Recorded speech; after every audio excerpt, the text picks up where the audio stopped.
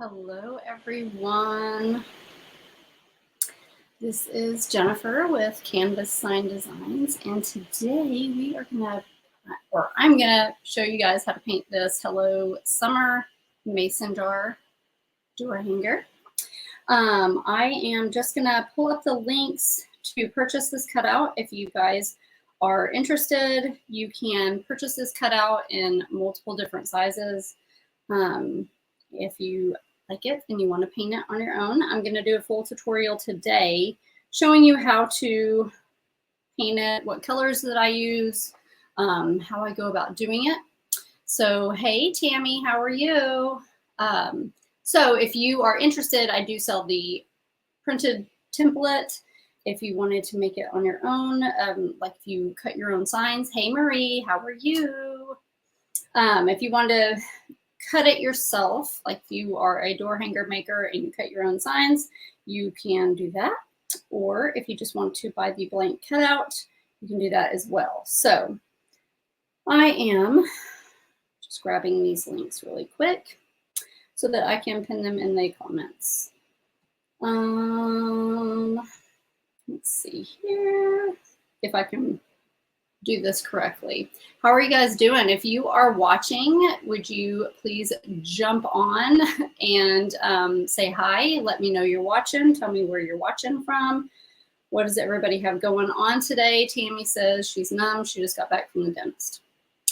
I do not envy you, Tammy. Do not envy you. The dentist is no fun. Hey, Juanita, how are you? Let's see here. Purchase wood blank. Let's see here. I'm just gonna do this. Purchase wood blank. Hey, Karen, how are you? You're watching from Utah. I always forget how to do this. I remembered once and then I forgot how to pin this post. Hello from California. Shirley's in California recovering from knee surgery, so not doing much. Well, that is the perfect time to watch some live painting videos, right? Shirley, it's a good thing to watch, and you can, I just don't really. I'm going to stop trying to do that. It always seems like something is not, whatever. Okay, so those of you, hey, Karen. Oh, I already said hi to you, sorry. Hey again. You're in Ohio, Tammy. Nice. A lot of Midwest, mid-America. Let's see here. Okay, so blank cutout. I did put the link in the in these comments here. I don't know how to get them to pin it. I just don't. I figured it out once, but I don't. So they're in it's in the comments. Or you can find it on my website, canvassigndesigns.com, and just click the shop link and all templates, blank cutouts, all that kind of stuff. It will direct you where you need to go. So, good morning, Dawn and Leanne. How are you guys doing? Well, Juanita, I posted the link for the blank cutout, but I was trying to see how to, you know how Amy pins it to the top of the comments, like when you go to the comments, it's pinned. I saw how to do that once, but seems like whenever I'm on live, I can't ever figure that out. So I practiced it once, and maybe it's because I did it from my personal and not my business. I don't know. 2 hours south of Amy. Oh, that's nice, Tammy. Lucky. You're going to be at the lake this weekend, Marie. That's nice. That's really, really nice. I can't do it before I go live though, Juanita. So I don't know. I can put it in the notes in the description, but Facebook is finicky, and sometimes when you put links in, well, most of the time when you put links in the description or in a post, Facebook will not show people. It will not push it out on people's news feeds because Facebook doesn't want you to leave the Facebook app. They want you to stay on. So I try not to write that in the description. So you write it in the comments and all of the things. But anyway, okay, so we'll get down to this. Back to business. Back to business. Okay, so we're gonna make this Hello Summer jar here. And I don't know why my screen just went crazy. Okay, so if you purchase this cutout from me on the website, there's several different sizes. This, I think the size is the 20, let's see. This one's an 18-inch cutout, and it will come with the wooden letters, and it will also have the wooden, it will have the lettering etched on the sign so you know where to glue the letter on, which is, last week I showed a popsicle and it did not have the etched lettering here for various reasons, but this one does. And so it makes it a lot easier to know where to glue your pieces. So if you see that, that is why. And these etched lines are so like fine that you can't even really feel it by touch. You can't feel these little lines here. But they're just, they kind of serve as guidelines so that you know where to paint. You don't have to have a template. Hey, Leslie. Hey, Deb. How are you guys? Okay, so what I'm going to do first is paint my yellow. Yellow is a hard color to coverage-wise. Like you usually have to do several coats of the yellow. So what I typically do, I don't really have a favorite yellow color, okay? Thank you, Leslie, thank you. I assume you opened your last order that you got for the wood cutouts. We try really hard. My husband does all these and he is very particular and yeah, he does a really good job. So yellow, I usually just grab what I have. So I usually have lots of different yellows. Good morning, Sheila. Good morning, Karen. I do sell the SVG files, Karen. I am not sure if this particular layered SVG file is on my website, but it is on Etsy. And then I also sell the SVG files for the lettering too. You can find those all on my website, canvassigndesigns.com, and then just go to the shop link and it will take you to my shop. So yellow, let's talk about yellow. Yellow, I typically get whatever yellow I have on hand. Now, I usually have several yellows on hand, but I usually get, like for this, I would get like more of a brighter yellow, not like a golden yellow, color like that. Now, recently I went to Hobby Lobby and they had a lot of their DecoArt paint on clearance. So I got some yellow colors that I don't normally get because they were on clearance. I was just going to show you this color right here, cadmium yellow, is typically what I get when I'm getting yellow, but they didn't have that, and they had these big old giant tubs of it, normally $7.29 for $1.82. So I was like, I will make do with that, whatever. So what I typically do is mix a little bit of white in with my yellow because yellow does not cover great. I don't particularly like to do a layer of white first and then yellow because I feel like when I do that, I'm having to, it takes more yellow to cover up the white. So I don't find that very, for me personally, effective. So what I typically do is I just get some yellow. So this is kind of a, okay, so my camera, it makes things a lot lighter than they are, but it is kind of this kind of a color, which is really bright, and I don't want to make this quite so bright. So what I'm going to do is just get a little bit of yellow here, and then I mix a little bit of white in with it. Actually, I'm going to do some chalk paint. So I love the white chalk paint from Waverly that I get at Walmart. Waverly also has a yellow, that I like, but it's a lot lighter, as you can see. And I want more of a bright color. So I'm going to take the bright DecoArt color and I'm going to mix white in it.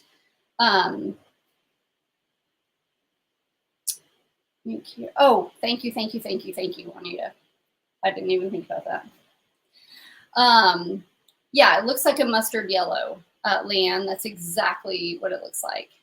Hey, Kendria, how are you? So what I do is just mix a little bit of white with the yellow. So this is DecoArt. It's bright yellow is the color. And I'm just going to put a little bit of white, and this is a chalky white. And I do that because the chalk paint tends to cover better. The coverage is better on it. So if I mix the two together, it kind of helps with coverage. So I usually will go a little bit lighter, and then I'll kind of put some darker accents on or a darker layer on after that. So I really don't have a rhyme or reason. I just kind of make it a lighter yellow color like this. I'll show you here because this is really, really light. And that usually works well for me. So I'm just going to take this. You can paint right on top of these etched lines. You'll still be able to see them underneath. So don't feel like you're going to cover them up. Do not paint around them because you will be painting all day long and probably get really frustrated. So when I'm painting a sign, I typically start with the bigger surface area first. So I know that this yellow is the biggest kind of surface area that needs to be painted. I also know that yellow is a paint color that needs a few coats. So I'm going to start with that color first. That way it can kind of have some dry time while I'm doing other layers. So that's how I determine kind of what I'm going to paint first. So if it's a sign that has like a lot of white, then I'm going to paint that white first, just to let it go ahead and start drying while I paint the rest. So I don't typically, on this kind of base coat, I don't really worry about the direction of my brush strokes, because I know that with the next layer, it's going to kind of cover it up. And I also know that there's a lot going on top of this, and you're not going to see it. And I also know that I'm a picky painter, and I do not like my wood grain to be like, or the wood to show through on my signs. I don't. I typically probably put more layers of paint than a lot of people do, because I want the signs to be nice and covered. I do not like where you can see the wood underneath it, because I don't have enough layers of paint. It's just not, I can't do it. So the more layers of paint that you put on your sign, you're going to kind of cover a lot of that up. Also, if you keep your layers of paint super thin, you don't tend to see those brush strokes as much. So the thicker you put that layer of paint on, you're kind of having to comb through, like, think of it, as, I don't know. I'm an analogy person, so I'm always coming up with all kinds of crazy analogies, but, just think of it as like loose dirt, like if you had loose dirt and you were raking it, the thicker that layer of dirt is and you rake it, you're going to see those lines. Kind of the same with your brush strokes versus a super thin layer, you're going to see less lines. Hopefully that made sense to y'all. I don't have any idea what made me think about wood. I mean, dirt, but that's just the first thing that came to mind. So, I went with it. So I'm going to go all around this straw here. And I'm just getting this layered on. So I like to keep these layers super, super thin, let it dry, and then do another layer. When you kind of do the layers too thick, then it takes longer to dry. So I know most everybody does not, and I'm going to go right over this lemon slice too. I know everybody does not paint their nails. You know, most people don't paint their nails anymore. But if you can remember back to the days when you painted your nails, if you put like super thick layer of nail polish on your nail, it took forever to dry. Versus if you put a super thin layer, let it dry for a few minutes, then do another super thin layer. You're doing more layers, but it's drying faster and it's looking better. So that's pretty much the same thing with the paint. And I'm using an angled brush, I forgot to say, for this. Sometimes I will use a sponge for these base layers. It just depends on what I'm doing, but I did not on this because I knew I had like kind of these corners here. And so sometimes when you're using a sponge, it gets a little tricky to get in those areas. And if I'm gonna have to get a brush to get those areas, then I might as well just use a brush for the whole thing. That's sort of the way I look at it. I'm just using this tip of this angle to kind of get in, you know, these little hard to reach places here.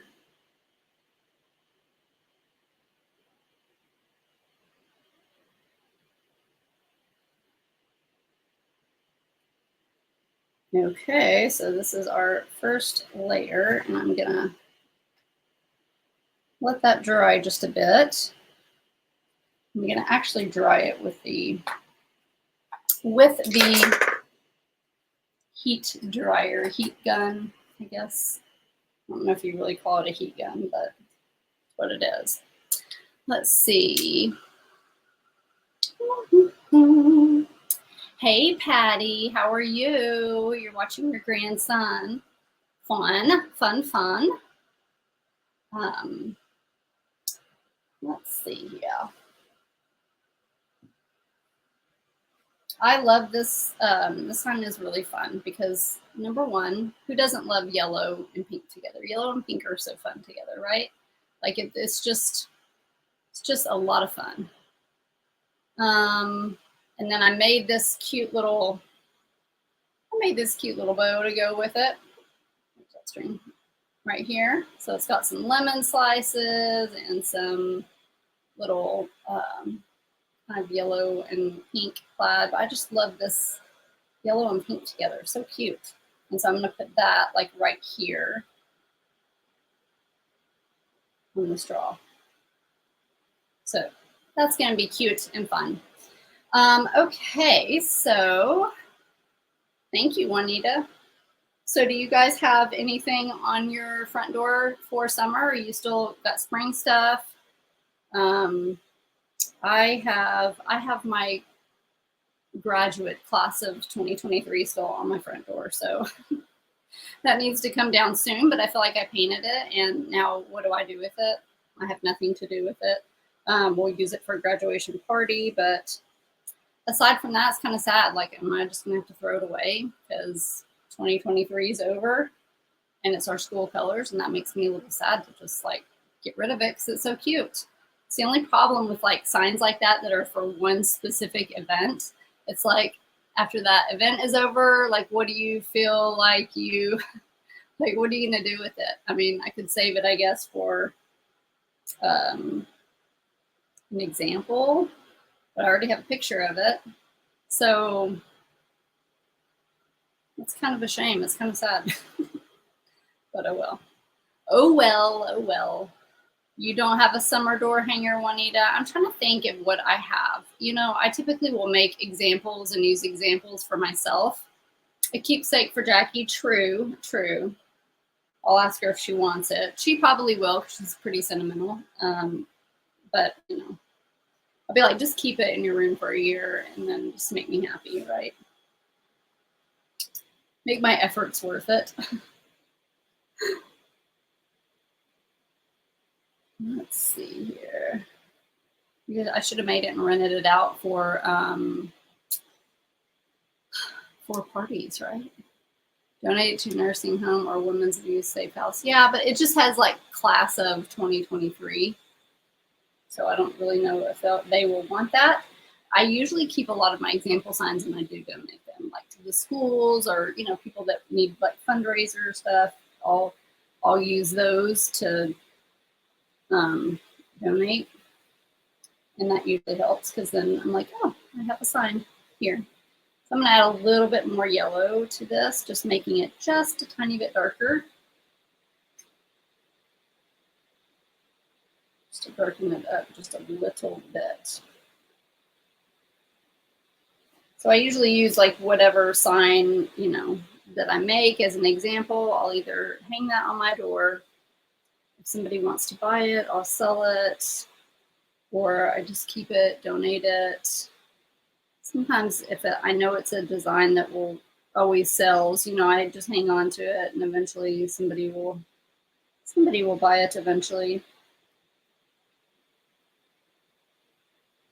So you can see this is just a little bit darker, and because it's the second coat, it is the coverage is making it look more like darker because it's nice and solid. And again, I don't really pay huge attention. It depends on what I'm painting as far as my brush strokes go.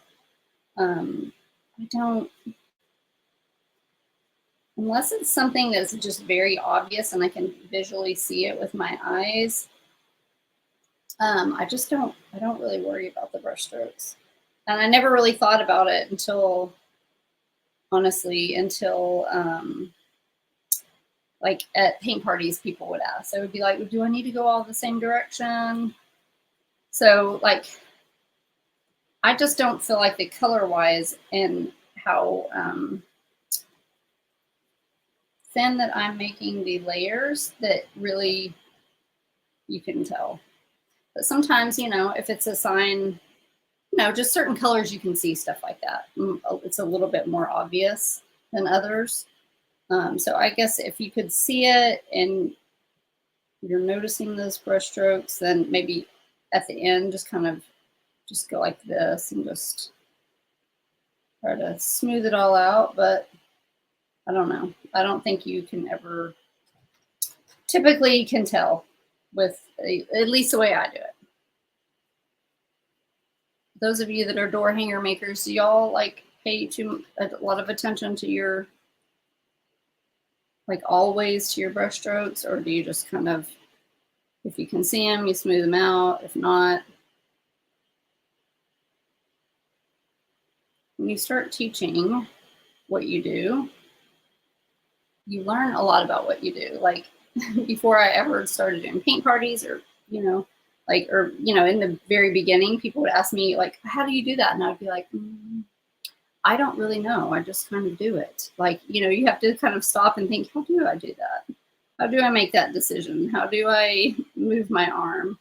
Like, you don't really think about it until you start teaching it.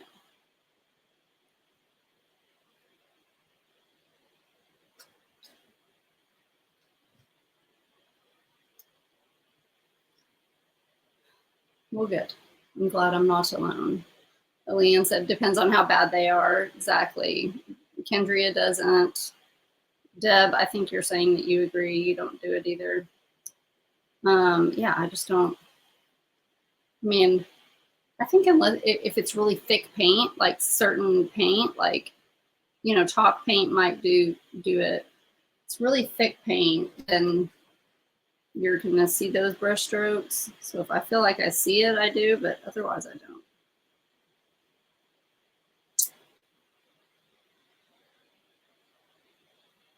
Most of the time you cover it up with a bunch of stuff anyway. Of all the things I'm particular about, that's definitely not one of them. Okay, so this covered a lot better. It's still, you can see like, I don't know. Gonna get a new webcam, I swear. I say that every video. I've had time. I'm gonna go to Best Buy or something. It's hard to tell, but you can see a little bit of darkness, like just where the color is a little darker. And that is just because that wood is showing through. So sometimes you just have to wait for it to dry. And then by the time you kind of like put everything on it, you're not gonna notice it as much. So I think that this 2 coats, I painted these yesterday for an order. I think I did 3 coats.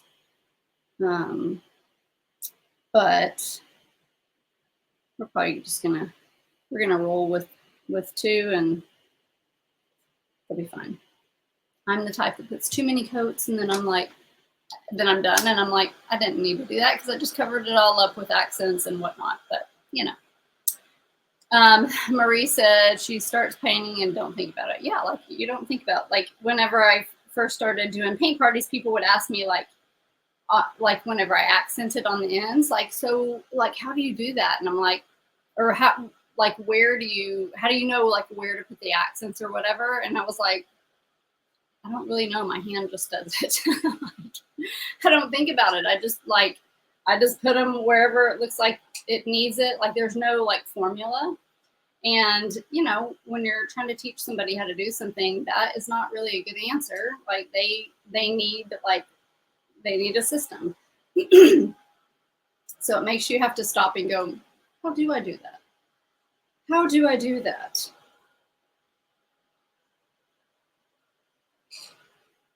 You know, when you're just self-taught and you just kind of figure it out along the way, you don't necessarily have a system for things. But when you're teaching, you gotta figure that out. So you learn a lot about yourself. I forgot to pull my blue out, so let's see here. I'm gonna use this Whispering Turquoise by DecoArt. It's kind of like a lighter blue. If you wanted to make it a little bit more like, I don't know, a little bit more green in it, I guess you would be, this is Aqua Sky. Like that's just a little bit more, even though it doesn't seem like it's more green, it is. Or there's also Indian Turquoise, but that is a little bit more Indian Turquoise. It's a little bit more blue. So you could do this. I'm trying to look in my, looking in this bow here. It's a little bit more, this one matches this a little bit more. So I'm gonna do that. It's just that this is a little darker than what I want. So again, I'm just gonna mix some white in with it. If you really get to just start kind of experimenting and just mixing your colors, I'm thinking here, there's a lot of different colors you could use. You could also use Bahana. I'm just telling you, this Bahama blue is also like kind of a, maybe we'll use Bahama blue. If you just play around with the colors that you have, sometimes if you don't have a color that matches exactly, if you just kind of mix in some other colors, you'll kind of learn along the way. That looks good. You'll kind of figure out what you need to mix to make it certain colors. And, you know, like sometimes you'll mix way too much, but I think it's important to play around with that and figure that out, because it'll teach you a lot about colors and what colors complement each other. So this is like kind of a little aqua-ish blue. I'm just going to mix a little bit of this DecoArt white in it. I'm not mixing the chalk white with it because it typically covers well, so I don't feel that is necessary. These blues typically cover good. And so if you do it lighter, you can always kind of come back and add some accents to it. So this is just a little bit more, oh, I can see that color. Which, again, I think matches this ribbon really good. So Bahama blue mixed in with a little bit of white. Okay, so I'm just gonna take this, and so it covers so nice. Which I love good paint colors that cover well. Nothing like that. And I'm just using a flat tipped paintbrush. You could use an angled brush too, that would work. And I just pick my brush out according to the size of whatever I'm painting. So if the sign was bigger, I might not use this size of an angled brush, so you can kind of get a size perspective. I might use like a bigger angled brush. So it just kind of depends on the size. You know, don't be trying to cover that whole entire space with this tiny thing. You can do that, but you'll be there for a lot longer. And you will see a lot of brush strokes. So this will probably need 2 coats. 2 coats, I think we'll get it. And if your lines aren't super like perfect, don't worry about it. So I'll show you how to throw some little accents on top of there. You won't see it. So these etched lines, if they bother you and they're too, like ours are so shallow that you really don't see them, especially if you get out of the lines or whatever, you don't really notice it. But if you are painting a sign that you got somewhere else, and let's say their etched lines are a little thicker, you can always get like a black marker and outline like the whatever you're painting, like the different shapes. That helps hide those lines if it's too bothersome for you, but typically speaking, you don't see them. Sometimes I will try to paint over them with one of the colors, and that paint kind of fills in those cracks versus, like here, the paint is kind of over that line, so it's really hard to see.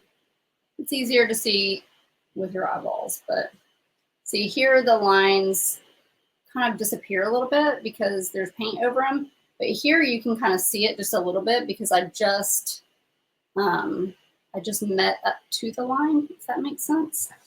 So sometimes if you just kind of go over that line just a little bit, you'll get a little bit of paint in the cracks and you don't notice those. But most of the time I just kind of throw an accent on top of it and it hides it and you're good. So hopefully that makes sense to everybody. Chalkboard paint, Leanne, is the worst. That black does, yeah, that black is really thick. And those brush lines, you're right, those brush lines do show up. So you do have to like be very intentional. I used to, when I was doing the paint parties, a lot of my, I just got this thought of like an email I got that somebody was asking me to paint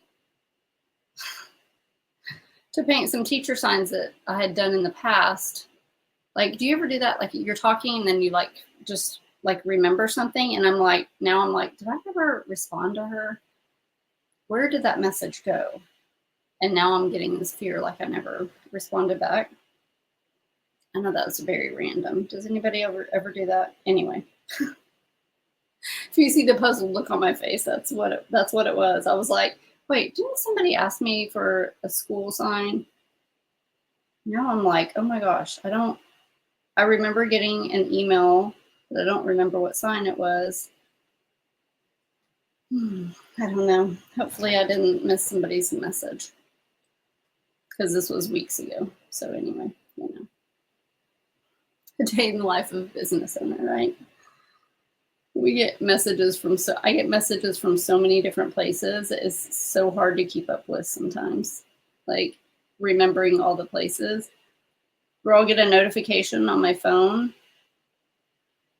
and I'll remember like seeing somebody's name on the notification And then I go and I check all my messages in all of the places. And I'm like, I never saw a message from that person. And then I'm like, where was that notification from? So then I'm like, you know, trying to be Sherlock Holmes, trying to figure out like where that message was. Like, why didn't I ever see it? What platform was it on? That happens to me quite often. Not quite often, but anyway. Hopefully I didn't. It's going to bother me now. Anyway. Kendria, okay, good. I'm not alone, thank goodness. Kendria, Leanne says, I can be talking about something and then completely forget what I was saying while I was saying it. Yes. I know. And it happens to me on my lives too. Like, I'll be like, and then I'm like, oh yeah, they can like see my face like wondering something. And they're probably like, okay, why did she just stop mid-sentence and like stare into the air? I'm like, randomly remember something. And then you're like, oh. I'm usually really, really good at remembering things. Like, as far as my business goes, like customers, like I remember things about people. I remember, like, I'm really good about that. But, and I'm good at like remembering, like if I don't write something down, like trying to remember to get something done or whatever, I will typically remember it. It's just a matter of when I remember it is the problem. Because like I'll remember it, but it will be very like randomly remember it. It might not be when I can actually do it. Yeah.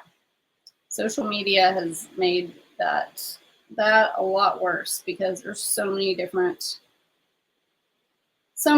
places you have to check messages, so many different things, and it is sometimes very hard to keep up with. And then my family is like, you never answer your phone when I call, or, you know, and I'm like, look, I have to put my stuff on Do Not Disturb because I would never get any work done if I answered messages and phone calls when they came in, because I would literally be doing that all day long. It's hard. And if I see the notification, then I've got to, like, I feel like I need to answer it then, like, because I'll sit and think about it. Like, oh, I need to get back to that person. I need to get back to that person. And it won't even be anything like that important. Like, but it, for, you know, like it will bother me. Like it will be on my mind. So I have to a lot of times turn off my notifications so that I have to like go into the app to look, because otherwise it's just very mentally distracting. As y'all can see, whenever I do my videos, I will glance up and see somebody's comment and I just have to stop and answer it right then. I do make a list for everything, Kendria. I do.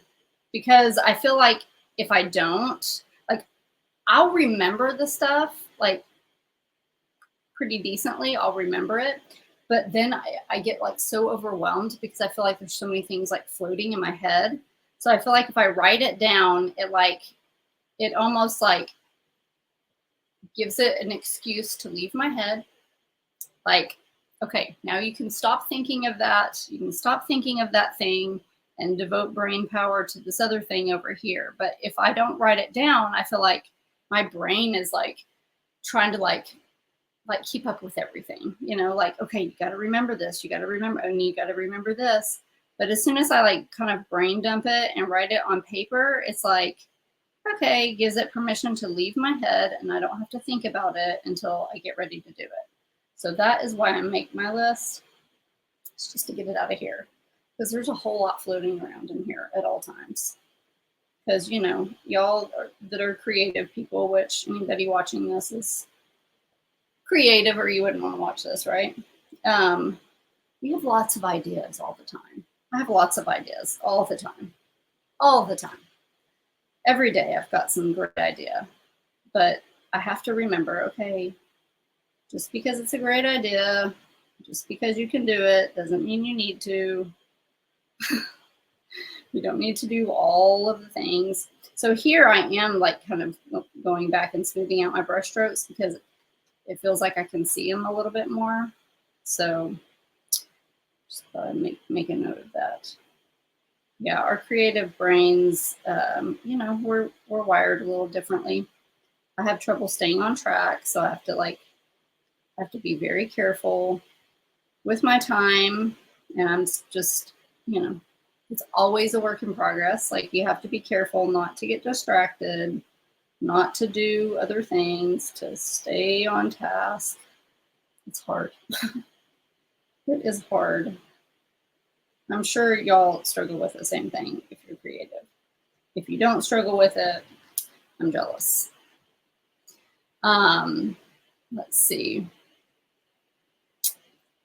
Cleaning your house too. Yes, yes, yes, yes, Leanne. Yes. Yeah, you go to one room to get something, and then you're like, oh, let me just grab this, and oh, let me just pick this up really fast. And then before you know it, you're cleaning that room, and then you go back to the other room and like where you left off, and you're like, oh. So this is an example of this that I did yesterday. And this is not even cleaning or work necessarily related, but I had to go to the bank for something, and I had Abby with me because my husband was working, and she wanted McDonald's. So we stopped by McDonald's, and I just got like a cheeseburger and some fries, and came home. I set it. Of course, I ate my fries in the car because I always do, because they're better. They're not good if you don't eat them right away. And I set the bag on the island in the kitchen, and I came into my office, I think, to put something down, like my phone or my water bottle or something, who knows what. Because, you know, I had work in here that I had to do. And so I got Abby all set up with her food, and I came in here for something, and I think maybe I saw a notification on my phone with, like, maybe I got an email or something.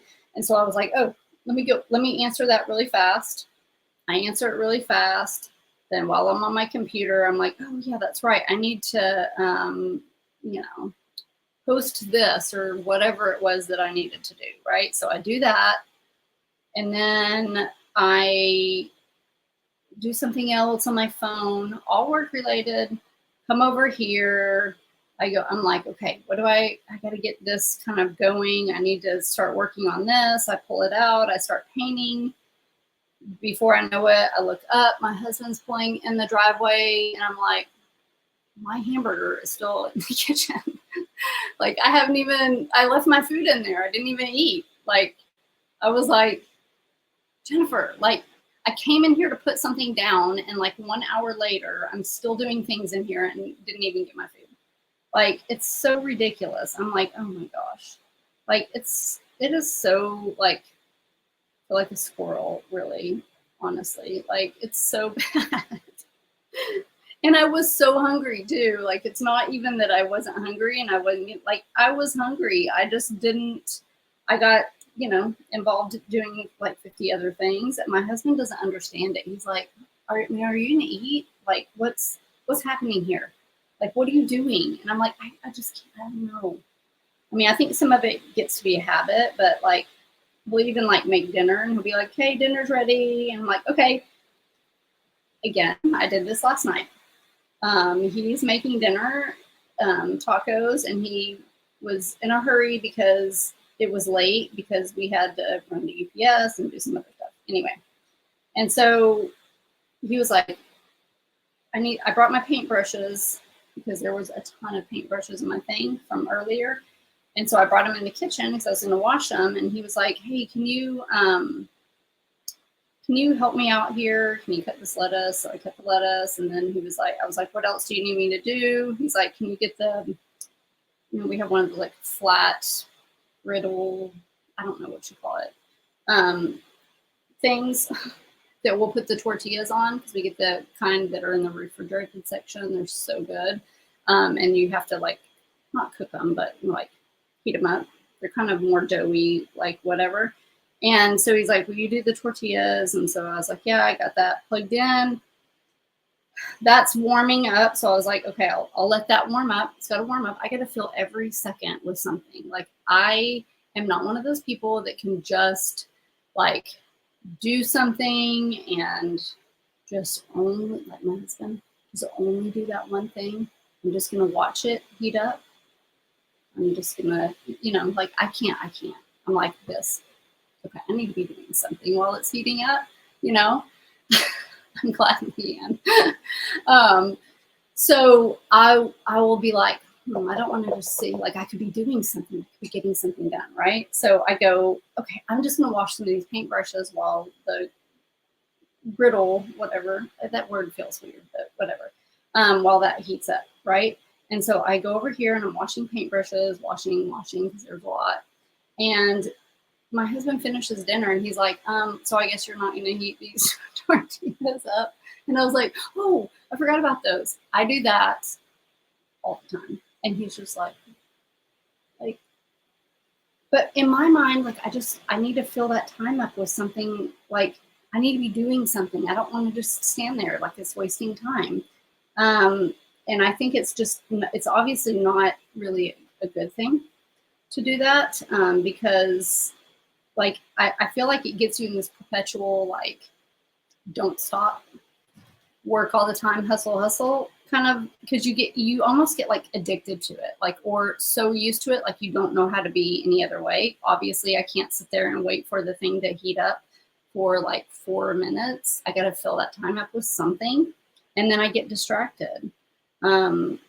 Like I do that all the time, or he'll be like, dinner's ready, and so I come in there, okay, let me just do this real quick, and then I come to put something up in here, and then I start like cleaning something up, and he's like, I mean, are you coming, or like, are you gonna work for 30 more minutes? I'm like, no, I'm just grabbing this really fast, you know, like, so I have to I have to read, yeah, because yeah, first I think it's creative people, and it's also women in general, because I think that we're moms and we have to kind of learn to like, I just think that's the way God made us. God made obviously men and women differently, and they each have their strengths. I don't care what anybody says. There's a mom and there's a dad, and they both serve a purpose in the house, right? Raising your kids. Like the moms are really good at multitasking and doing multiple things at once, whereas the dads are really good at like focusing and being more meticulous with things. And when you have two, it's okay, right? As long as, you know, there's balance. Everything's about balance, right? So I think that that's just like, we were made to do that. Men were not made to multitask. They weren't. And it's not always good to multitask, right? Like it's not always the best thing to do. But it's also really good and really helpful. And if you have multiple kids, like how you're not going to be able to get anything done if you don't multitask. Like, you know, like Andy will be watching Abby, and it's like, I'm watching Abby. I'm watching Abby. I'm sitting here on the couch. I mean, he might get on his phone, but that's his job. His job's to watch her.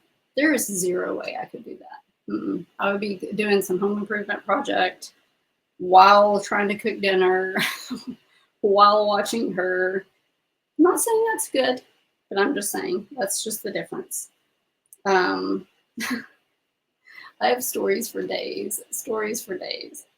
Here's another story one time, and I posted about this once, but this is just, again, another example. Okay, so that is done with the blue. And then now I'm going to paint this all the way white.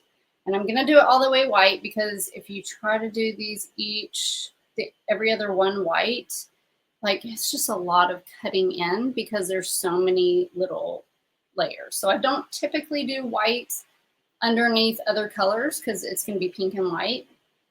But in this case, it will save a huge amount of time. And so I think that it's necessary in this case. Otherwise, you're going to be painting for days.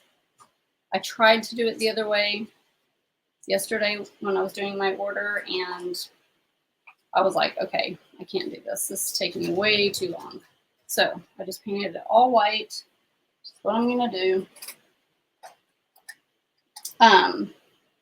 So one time I remember I posted this too, like it was just in my stories, but it's when Abby was, I don't know, she was like 3, and I was making dinner. And then I also had my iPad out. And and I was like working on a design or something. And then I was also mopping the floor at the same time. Like with one, I have like this heated, like kind of a steamer mop, whatever. Because I was like, well, I need to mop, so I'm just gonna do that really quick. So I put the iPad down, the meat's browning. So while the meat's browning, I might as well fill that time up with something, right? And so I got the mop out, I'm steaming the floor, and then for some reason Abby comes in there, and she might have been 2.5, like her diaper leaked or something and got on the couch. So then here I am. Now I am steaming the floors, browning the meat, taking the cover off the cushion of the couch, washing that. I'm like, this is like it's fine. I got it all under control. I can do it all. I can do it all. I can do it all. Like, like we just try to fill our time with the most amount of stuff that we can get done in the quickest way possible. And I was like, if my husband came home right now, he would be like, what is happening? What's going on? Like it was like it was like this, just everything is taken apart. I'm doing all kinds of things, like, and I'll do that. And I'm not saying that's the way to go, because half the time I will, overcook the meat or, whatever, but I don't care. Like, I just want to get all these things done. I want to get the most amount of things done as I can and off my to-do list, but it's just not good, because then you're just going to fill your to-do list with other things. Like, it's just this perpetual, like, clown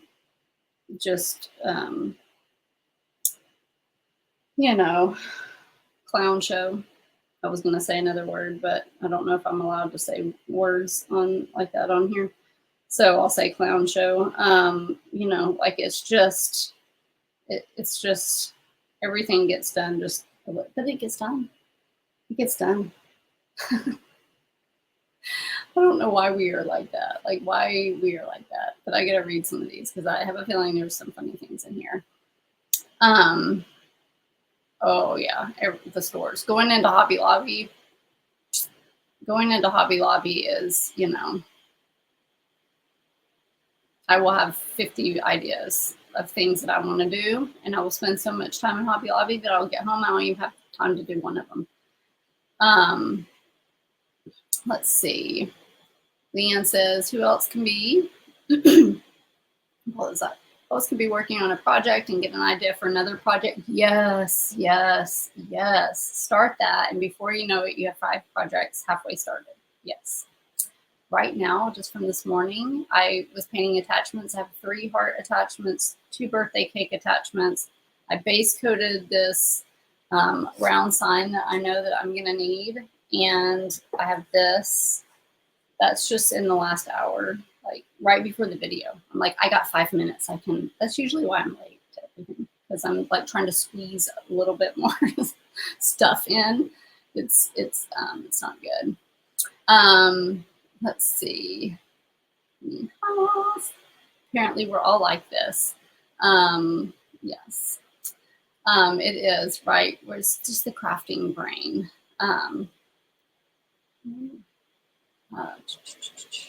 Oh yes, if you are following me on one platform, if you're not seeing the comments, that's because I'm streaming on my main page and one of my group pages and on YouTube at the same time from StreamYard. So if you're not seeing all the comments, that's what's happening there.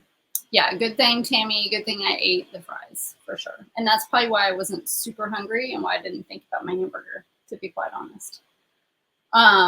Yes, Leslie says she keeps buying things for a future project and never use them, so you have a stash of someday items. I think we all probably are like this. I feel like crafters are like, it's a separate hobby of buying craft supplies, right? Like thinking that we're going to do all of the things, and we don't like physically have time to do all of the things. A lot of times I will I'll have my husband cut signs that I want to do.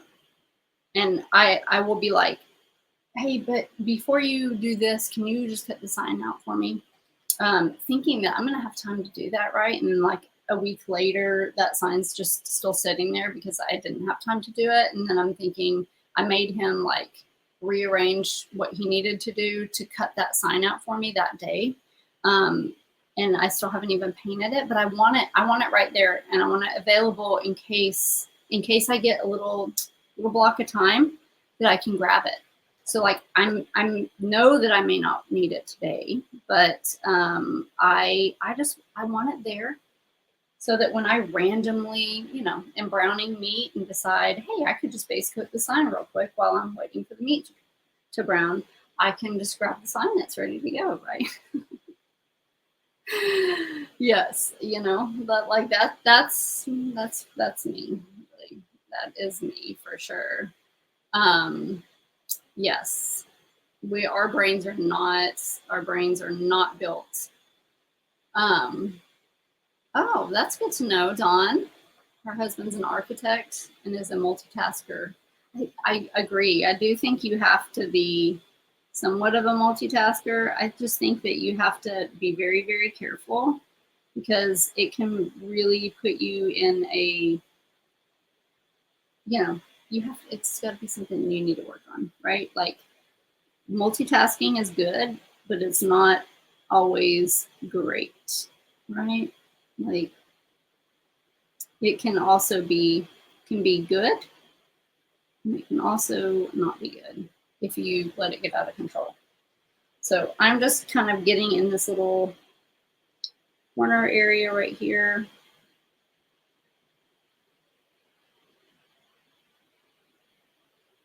So me and my friend Amy with Amy and Art Designs, we are always, we have this app, this Boxer app that we chat all day, every day, back and forth. And we're just the same. And so we'll be like, we'll just be in the middle of talking to each other and we'll just like pause and we'll be like, oh, okay, sorry. Like I had a thought about something else, like, because we're just the same. We're just like, just all over the place with things, but it's good because we can kind of talk about it with each other and like recognize that we need to work on it and, try to focus. I try to block my focus time out, like work in blocks of time. So like in the morning, I'm just smoothing this out because this was a little thick here. Like in the morning time, I know my brain is like super sharp and like I can think and focus a lot easier. So I try to kind of do that in the morning, do my like heavy thinking first thing in the morning when it's quiet before my brain can kind of get too many other thoughts on my mind. Because like once I like open up my computer and like start doing something, I'll see this tab open and I'll be like, oh yeah, I forgot. I got to order ribbon. I got to do this. And then I never get back to what the original job at hand was. So I will like not check my phone. I will not check my computer or just go like try to be disciplined to go straight into the only tab that I have open so that I can like focus and not get distracted with the 500 other things that I want to get distracted with. Let's see, Carrie said, first, I would never hear my husband say dinner's ready because he doesn't cook. I'm very lucky. I'm the same, always doing and getting distracted. I think we do a lot of juggling. And, that's fine. But when you do a lot of juggling, it can also not be good because you're juggling too many things and you're not focusing on one single thing at a time. My husband didn't used to cook, but because I'm doing the business stuff, he's kind of just taken on that role and found that he kind of enjoys it. I was very honest with him when we met. I was like, I hate cooking, so I'm just going to tell you that right now. if that is a deal breaker for you, then you just go ahead and leave now, because I don't like cooking, and I'm probably not going to cook like every night. And I will just kind of cook something to get it there and get it on the table. But I hate it. I hate it. I hate it so much. So he's kind of just taken on that role so that we don't eat like crap. And he's really good at it. He's done really, really well. So probably for the past 3 years, he's kind of does the grocery shopping and the cooking while I can craft and paint. Like, it's pretty awesome. But it's very nice, I will have to say. But yeah, because otherwise we would eat out, or I would put like a frozen lasagna in the oven, because I don't like cooking at all.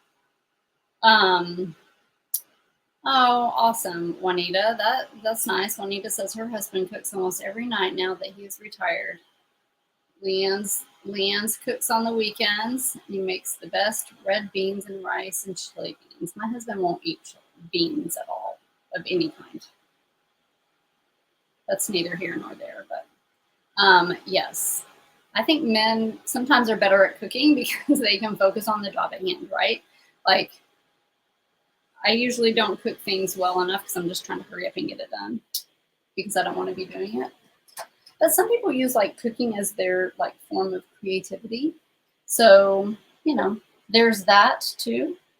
But I hate it. I hate it. I hate it. I hate it. Let's see here.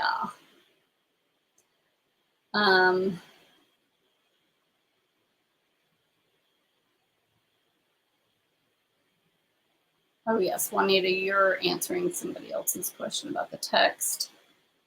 Yeah, every Tuesday it's live on my main page, and I stream it also to the group page because I think some people are in that group, but they don't follow me on my regular page,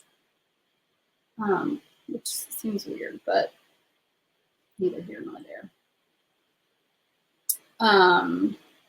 Yes, we get very distracted.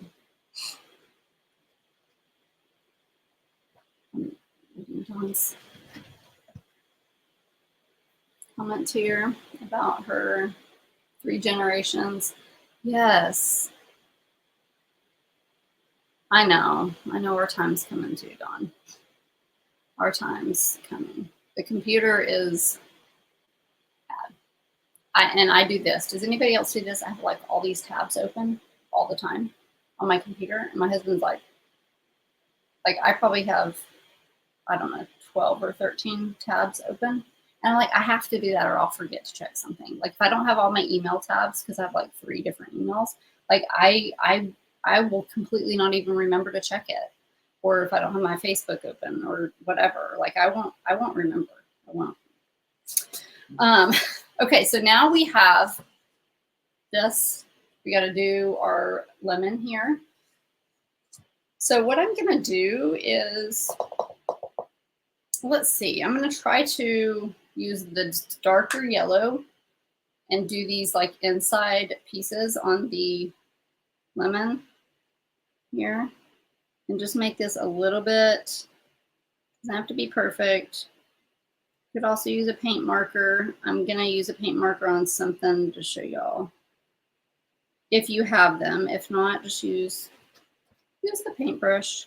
We're just kind of giving it a little two-toned look.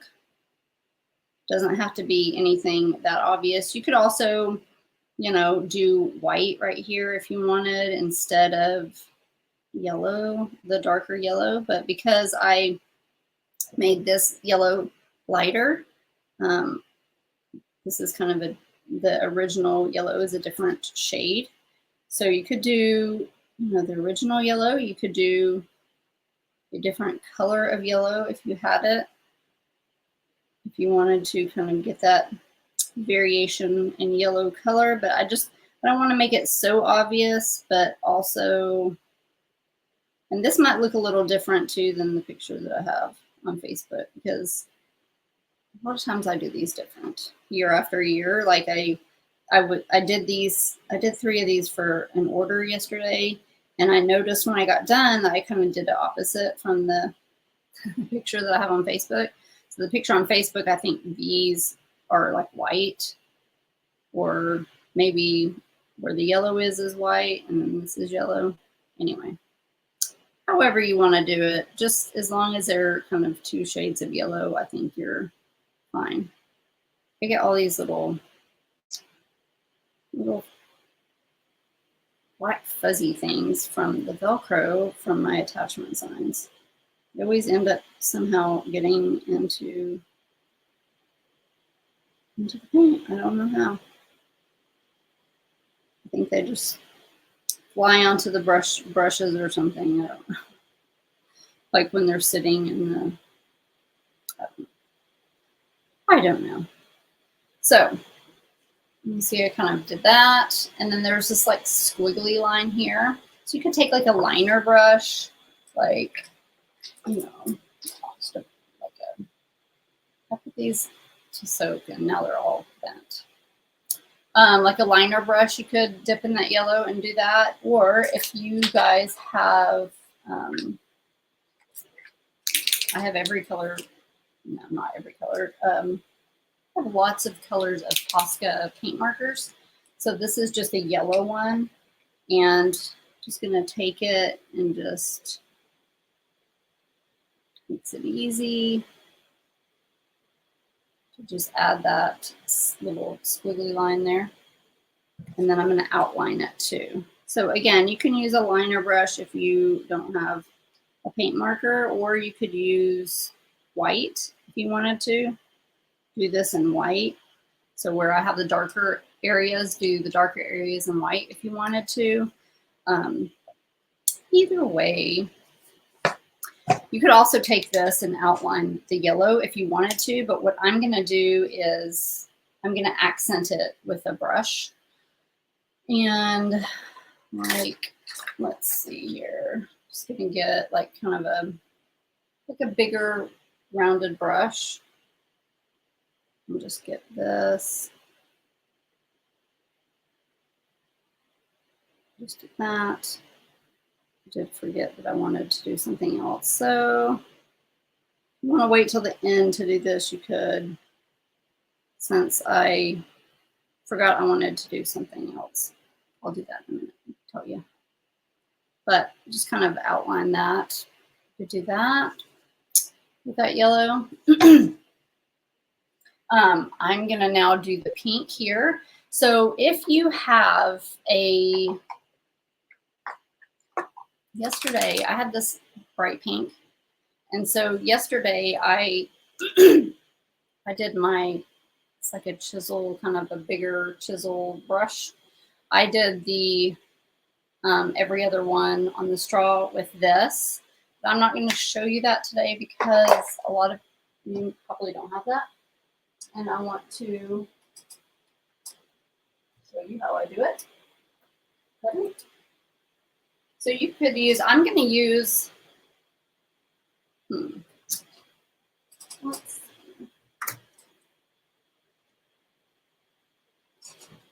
I am going to use, this is like one of my favorite colors, and this is Dragon Fruit, because it matches my bow the most. So whatever like bright pink that you have that matches really well, I think that you can use that. Like, it doesn't matter, as long as it's a pink of some sort is cute. If you don't want to do pink, you could do whatever color you want. I like the pink, so it is fun. And then this door hanger is so cute, Juanita. It is super cute. Oh, you have the tier tray set, the lemonade. Yeah, this would be cute to go with it. This one's fun. This one sells a lot every year. People like it. Okay, I'm gonna have to clean one of my little brushes here. I don't know where the other one is. It probably fell down somewhere. This is the 18-inch, Juanita. 18-inch. So I think there's like a 12, 18, maybe 21 inch on this. Okay, so I'm going to do every other one. I'm going to start with this being the pink, dark pink here. And again, if you had like a good pink paint pen that you wanted to use, it would, you know, make the process a little bit easier for you, but, and I wouldn't worry too much about those lines because you can put an accent line on top of it and kind of hide a lot of that. So this has the etched lines, so I can kind of see through the white where the etched lines are. I know you guys can't really see it great, but they are there, and you can see like kind of where you're supposed to go, which is very helpful. Very, very helpful. Another thing I like about these etched lines is sometimes you have to like paint kind of the base color first and then like trace your template on your sign when you're just using the template, and which is fine. Sometimes you have to do it in like stages depending on what you're painting or how you're painting it. And so when you have the etched guidelines, you don't have to keep, going back and tracing parts of your template on your sign. Like it's just the lines are there, they're etched for you. You just don't have to mess with anything else.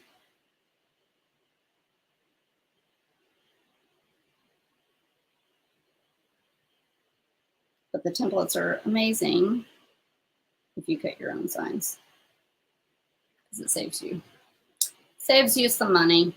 So I turn my sign all around different directions to get the angles that I want. So sorry if it makes you a little dizzy. I'm spinning it around. And I'm also going to use this pink to do some accenting, like on the lemonade jar. You could actually do, I might do, this is awfully tempting. I thought about this yesterday, about doing the words in pink instead of black.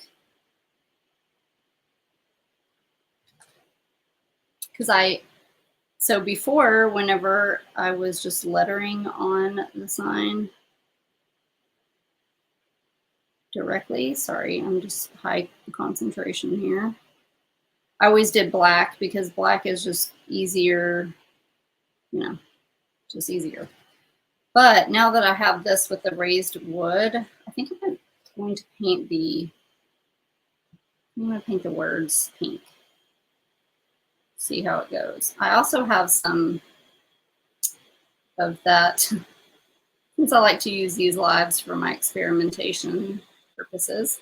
I have that Glitterific paint, and the name of it is actually called Lemonade. Oh no, it's not. It's Name on the Explosion. Never mind. I don't know where I created that inside my head, but never mind. Maybe it's just I thought it looked like this lemonade sign because it's like pink and yellow glitter. So I might add that somewhere, but I got to get your opinion. Make y'all make the decision.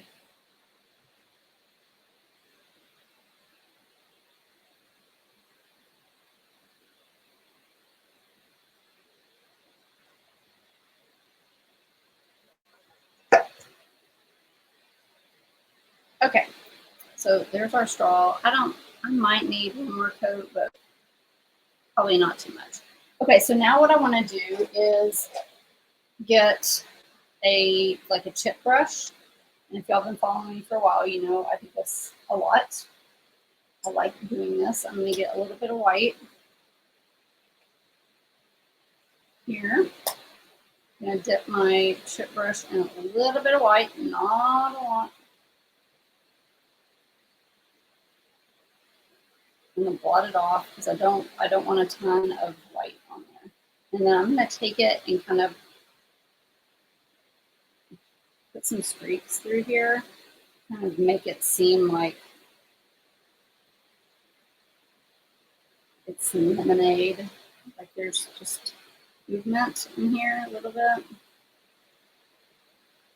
kind of giving it a curved look because the glass might be curved. And I'm going to go over this part of the lemon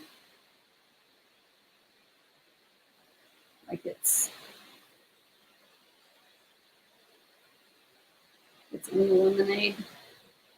And I should go over that too, but it's probably still wet. So as you can see, I just kind of do a little bit of streaking there, as I like to call it. Just kind of give it some, and you could add some, like, I used to add like some little ice cubes, like floating in the background if you wanted to. The Hello Summer kind of takes up a lot of the sign, so I'm not really going to do too much of that, but you could. This Glitterific, it's like yellow and pink. So I don't know, do y'all think I should put it in the background or no? Y'all tell me. Maybe I should put it on the straw. Tell me where you think I should put this, because I think it would look cute somewhere, but I don't want to like overdo it. I don't want to make it like obnoxious, you know. I probably should have put it here. So I'm going to let that dry. I need to put some white right here. It's a little streaky.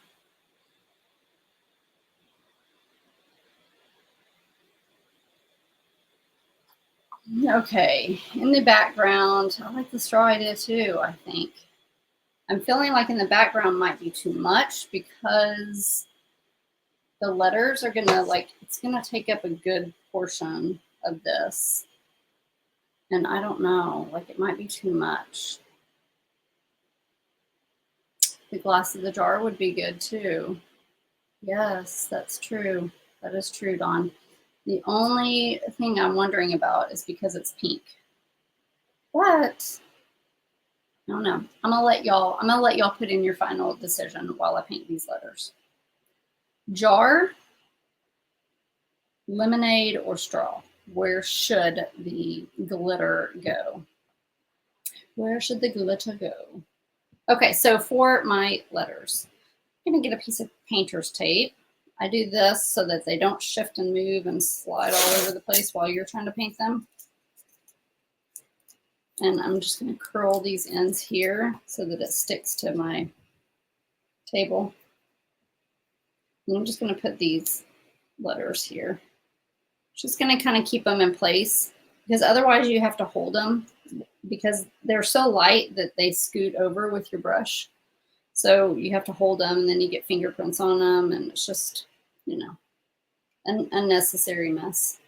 So I just do this. I don't do it so much on this because this is kind of big enough where I don't think that I'm going to have that much of a problem. Again, I forgot to get a makeup sponge. I always seem to forget that. So I'm just going to use one of these, but typically I use a little makeup sponge. I forgot to get it. And I'm going to use this pink. And we're going to see how this goes.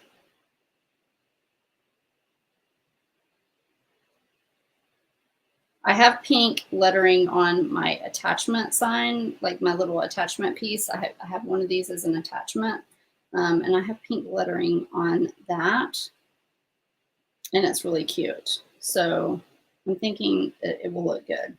And maybe with this, I don't necessarily need the glitter inside the lemonade because maybe if I have the glitter inside the lemonade, it won't make these stand out so much. I guess I could do maybe some of that glitter on these and on the straw. Straw, glittery lemonade. What about letters and the straw? Anybody vote for that?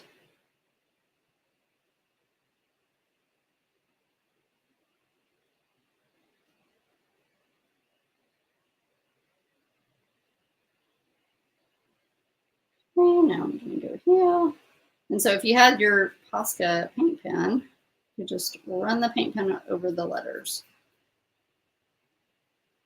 It would make it super bright.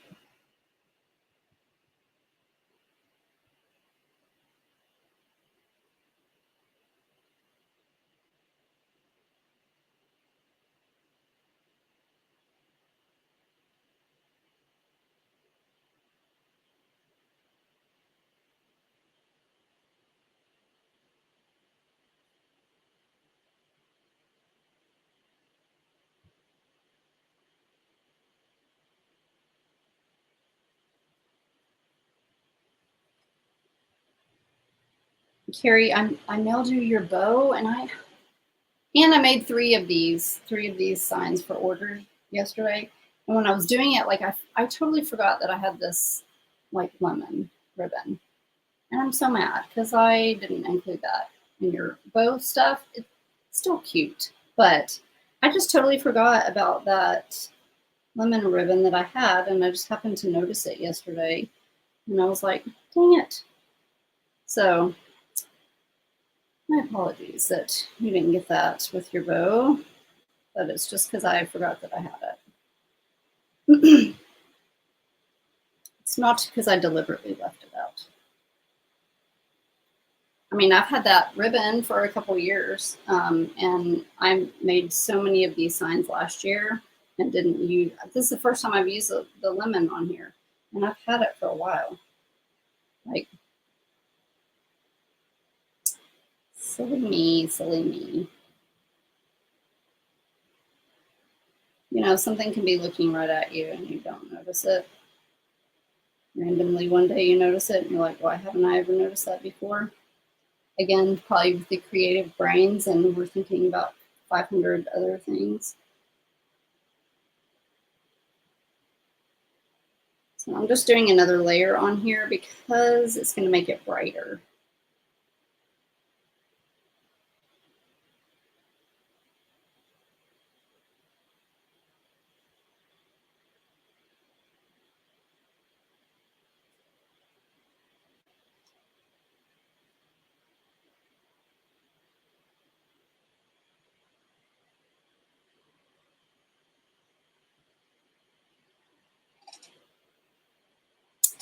The bow is cute. It's cute even without the lemon. I do agree. But it was like, she's going to see that lemon and think, well, she didn't give me lemon. I don't think you think like that. But, you know, like, oh, like I didn't want it to be like, I didn't give you the good ribbon or something. Okay. So I think, you know, for the most part, that's good. Let's see what we got. The DIY kit does not come with the bow. So I do my Signmaker Society. I give them ribbon for their bow for their monthly projects, or if they order, you know, one of our monthly kits. But when I sell the signs just on my regular page, I don't do the ribbon. But sometimes if people ask me, like Carrie asked me, I will just invoice her for the bow.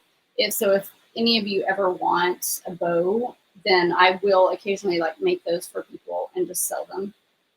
So one of these days I want to kind of put like bows for sale on my page, because I'm finding out that that is a pain point for a lot of people, and they like the bows, and you don't have to go out and buy, you know, 5 rolls of ribbon that cost you $40 to make one bow, right? So if any of you watching ever want ribbon or the bow made, just message me and I can just invoice you for it. Okay. Let's see here. I know I have a tutorial bow making inside my painting membership, but I just don't have it on my regular page. But yeah, it's definitely a something that's, I think, hard for people. Okay, so I think I'm gonna do the straw and the letters. I think it might be too much with the pink letters and glitter on the lemonade on this one. I think if the sign was bigger, like a bigger one, it would look better. But we're gonna go this. So this is this Glitterific Pop, and this is Neon Explosion.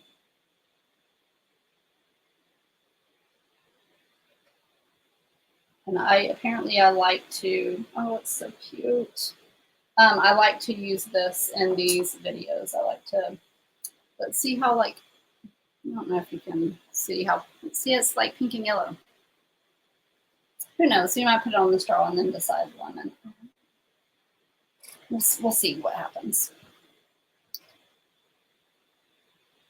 So I'm just grabbing a brush here, and this one's probably a little too big.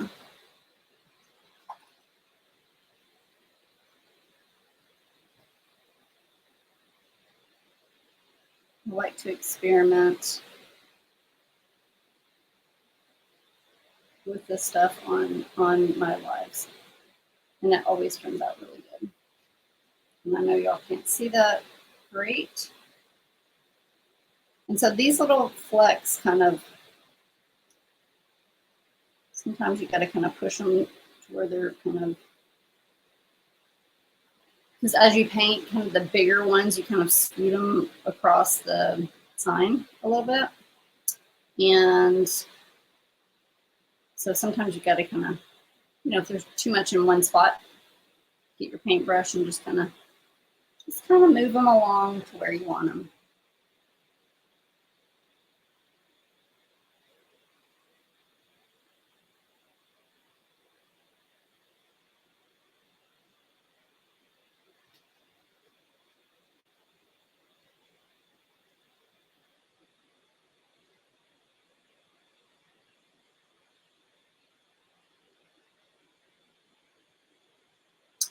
So cute.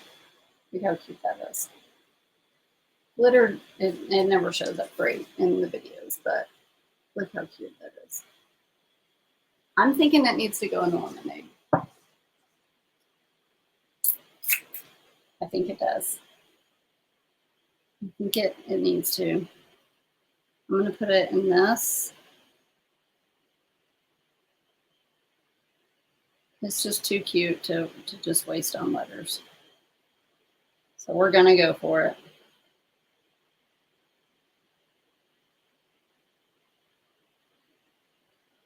So you'll get some of these big flakes in some of it, but then some of it you won't. And that's just the way it is. You can wait for it to dry if you want and kind of add some more so that it's even. If you want, you see like there's some kind of bigger flakes in some. But you can kind of pick it up with your paintbrush.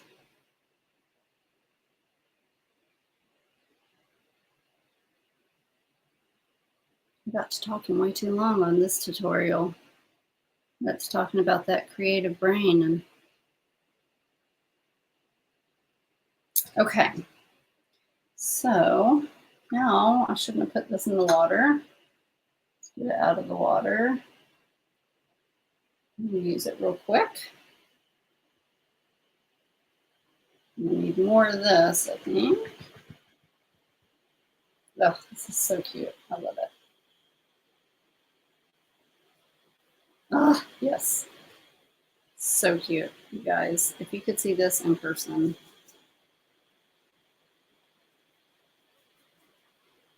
I wanted to do this on my signs yesterday that I sent out for orders, but I wanted to experiment with it on here first. You know, because I try to, like, if they order something and it looks like this, like I don't want to send them anything but what it looks like. You know what I mean? Like, try to keep it as close to the picture as possible because that's what they ordered. Unless I know that for a fact that something will look better, then I'll change it. But I typically don't like to do that. Unless I know. So I needed to try this first. I honestly think you could put it over the whole entire sign and it'd be cute.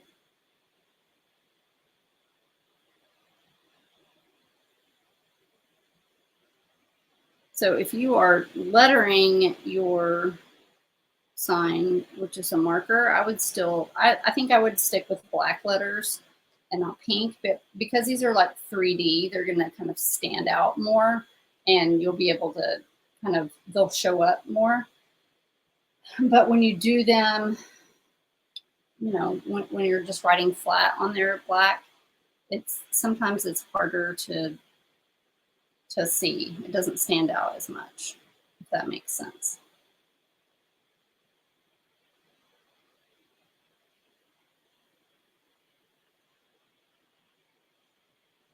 Okay.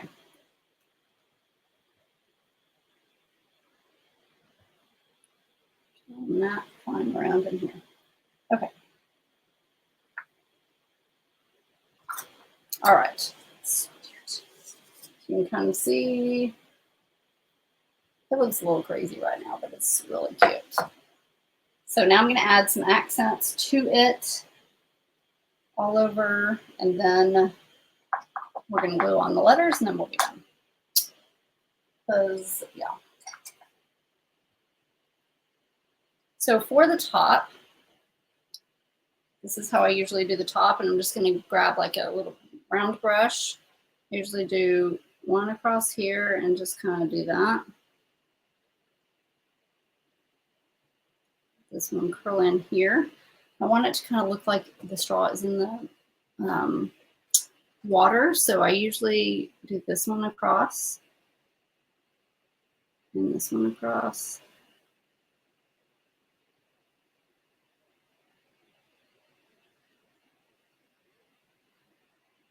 And I just kind of put these wherever.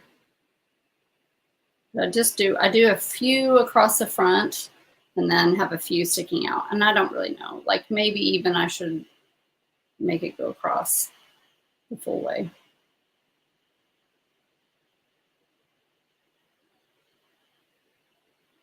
And then I do some here.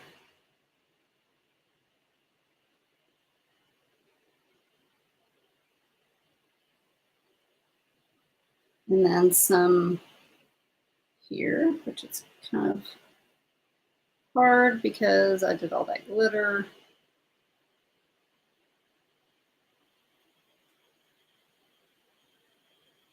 Just so you're kind of outlining, you can add this accent like right between the where those two colors meet. If you just throw an accent on top of that, and you don't see a lot of it.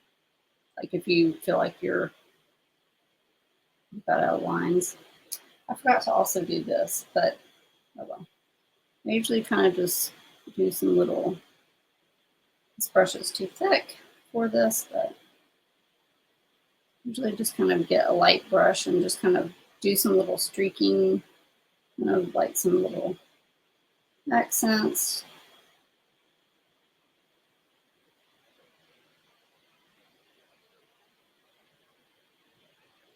Do that before your glitter. Okay, and now I'm going to do black. So I'm just going to get a really skinny brush and do some black accents. Just kind of makes things pop, and it also ties in the black part of my bow. I always add black and white accents typically to everything. So again, I'm going to go where this blue and the yellow meet, and I'm just going to put it, make it sure it's very light. I don't want it real dark. So I don't want it to be like stand out, like, you know, where that's what you notice.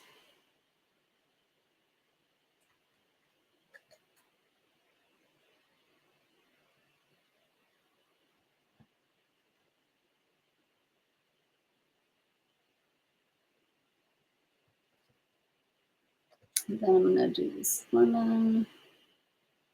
Again, don't make it too dark or else that's all you'll see. Just a little bit of definition.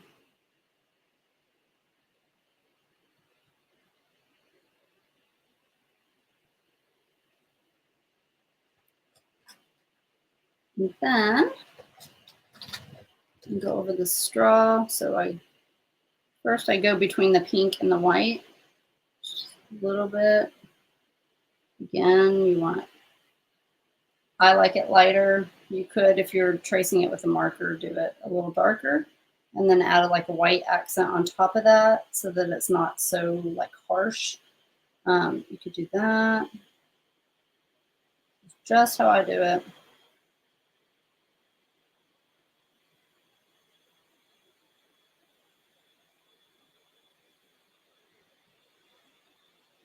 And then I'm going to go over these white lines. And so I make sure that my black accent brush is smaller than my white one. That way you can still see the white and I'm not covering it up. That is how I do it.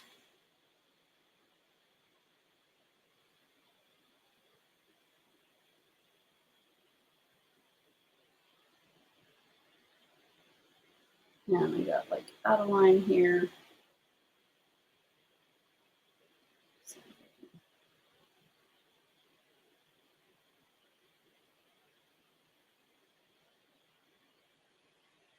And if you wanted to do this, you could.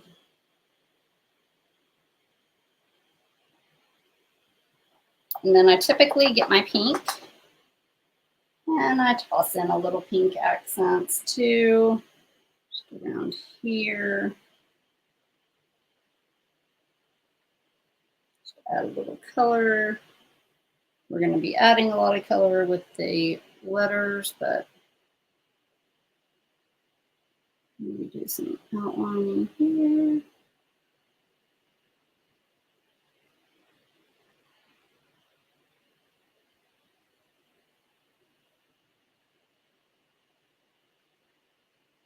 Do that some here.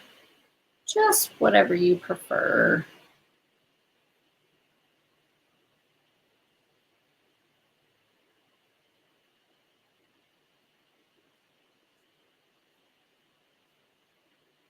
Looks good, looks good.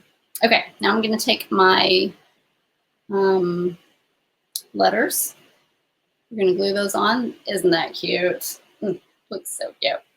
So I like this Loctite super glue, the professional liquid.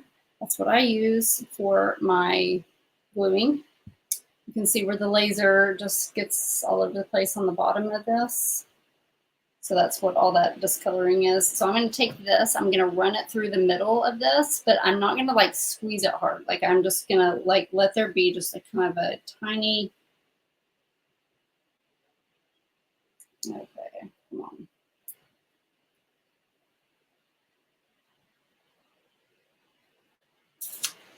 It's like sometimes a little super glued shut.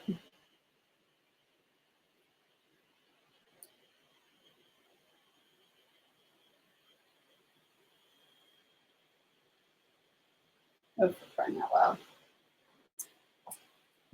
Give me just a second. I have to just poke a little hole in this.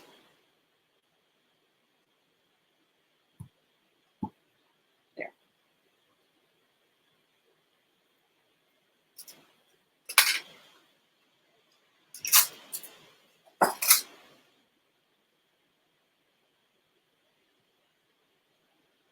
So I'm just gonna like run, as you can see, I just run a very thin strip of glue because otherwise it's gonna like it'll squish out the sides, which is fine, but sometimes just depending on what color you're using, I don't think it's gonna show up if that happens if you use this glitter because the glitter is kind of glossy, but I just always like to preface that. I probably got a little bit too much.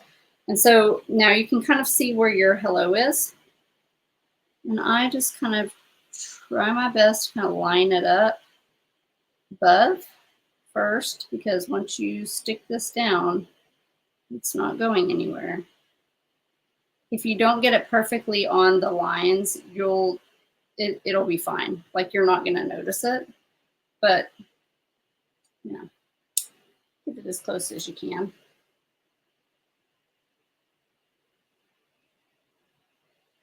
You could just do some like random dots if you wanted to. The same thing. Oh.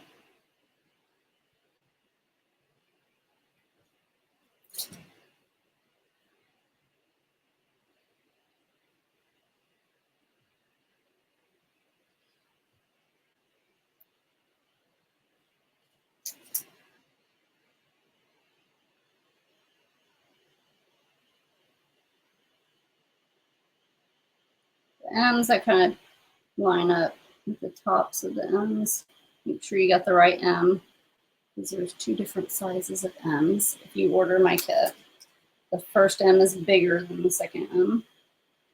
This is my hand lettering, so I just turn my hand lettering into an SVG file that we cut. Maybe I'll put this one on my door. It's so cute.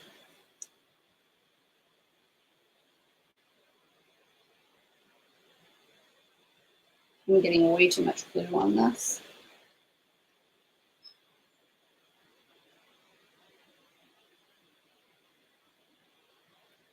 My fingers stuck yet.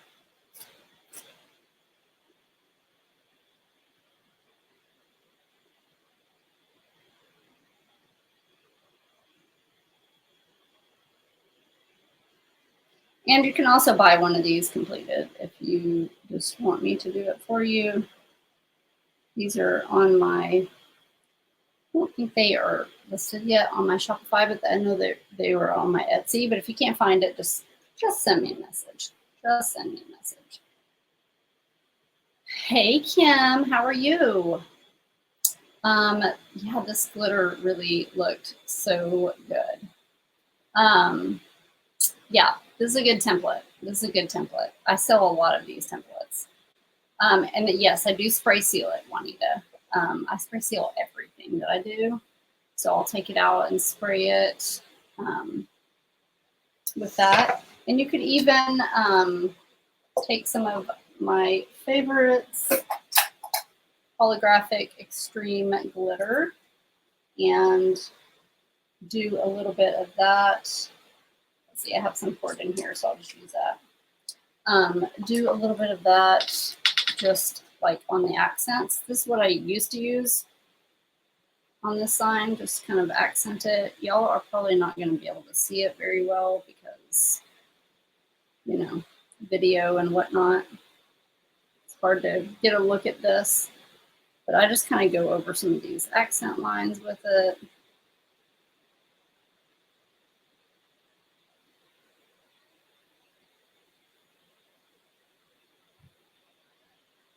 You run these edges, and you could even put it on the lettering if you wanted.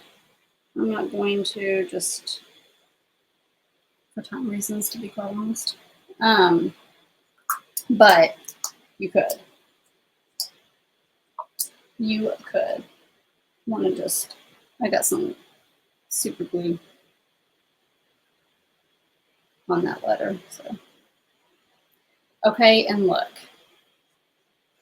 How stinking cute is this? Y'all message me if you want to buy a bow. I'll make you a bow and just invoice you. But look, I mean, the bow just makes it. So I usually put the bow like right here. Instead of like over here. You could put it over here. But I think it's cute there where it's like on top of the straw. So like this. How cute is that? So that's not our sign. And so if you do order the cutout for me, I do include the string right here to hang it with. That is included with it. And the letters and, you know, the edge lines, all that kind of stuff. So that turned out so dang cute, didn't it? Thank you guys. Thank you guys for helping me out with my decisions. I love it. And I will post a picture. Yeah, I probably don't have the finished one on my Shopify, but I'll get that added if somebody wants to purchase it. Now you want spiked lemonade. That sounds very good right now. But yeah, I will get a finished one put on here. I love the pink letters. Just ordered the 24-inch and some other goodies. Yay, Lisa. How exciting. Yeah, these are fun. You'll love them. Our stuff is good quality, so I would hope everybody's usually very pleased with it. Carrie, I want to see a picture of yours after you get done. So post it in the Signmaker Society after you get done, because I would love to see it. But yeah, this is so, so, so cute. Love it. I have not yet gone wrong with this Glitterific Pop. And again, I got mine at Hobby Lobby on clearance. It's normally $4.19. I got it for $1.07. I'm going to have a hard time not buying it for $4.19 because I like it that much, and I never would have bought it if it wasn't on clearance. The only reason I bought it is because it was on clearance, because normally I would not spend that much money on something like that, but it has been so worth it. Anybody that's seen my lives, anything we've used this on, it has turned out really, really good. I used it on the popsicle last week, so if you guys didn't see that, go watch it. This replay will be available, and I'm also going to load it up on YouTube probably tonight. So if any of you want to watch it over there, you can stream it on your TV if you want to see like a bigger version of it. And yeah, thanks for crafting with me today, painting with me. I hope you guys have a good Tuesday. And let me know if you need anything. You can always send me a message on Facebook. So happy Tuesday. Bye, guys.